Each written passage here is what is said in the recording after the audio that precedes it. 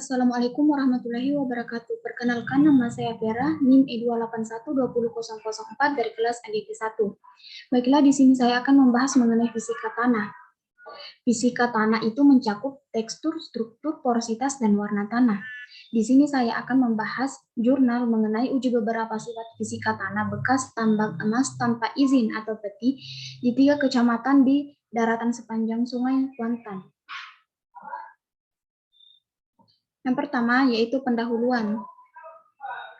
Penambangan merupakan suatu kegiatan yang dapat meningkatkan pendapatan namun juga dapat merugikan jika pelaksanaannya tidak diikuti dengan proses pengolahan limbah hasil pengolahan biji emas dan pengolahan setelah proses tambang.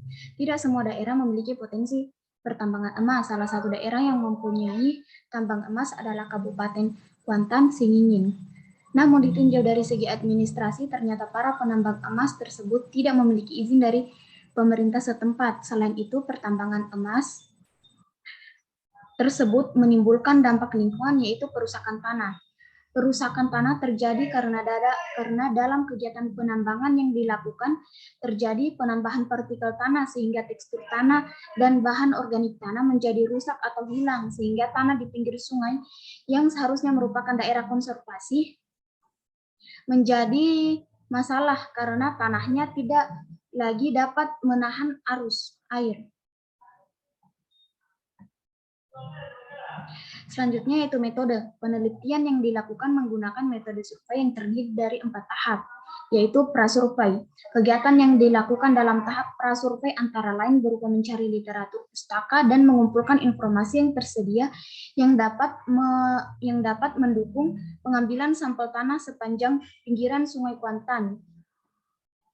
Yang kedua yaitu survei utama. Kegiatan-kegiatan yang akan dilakukan dalam tahap survei utama adalah mencatat dan memotret bentuk lahan. Yang kedua yaitu pengukuran pH dan kelembaban tanah dengan soil teaser. Kemudian yang ketiga melihat warna tanah dengan menggunakan buku Mursel. Yang keempat yaitu pengambilan sampel tanah pada titik pengambilan sampel tanah yang telah direncanakan pada tahap prasurvei, di mana pada pengambilan sampel tanah ini ada 2 sampel tanah yang digunakan, yaitu sampel tanah utuh dan sampel tanah tidak utuh.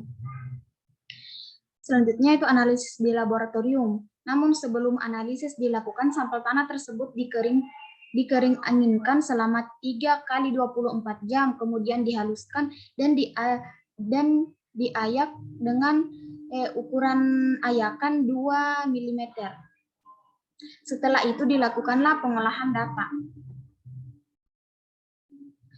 Selanjutnya yaitu hasil dan pembahasan. Yang pertama yaitu tekstur tanah. Tekstur tanah merupakan perbedaan antara butir-butir pasir, debu, dan liat. Tekstur tanah dikelompokkan ke dalam 12 tekstur, dibedakan berdasarkan presentase kandungan pasir, debu, dan liat.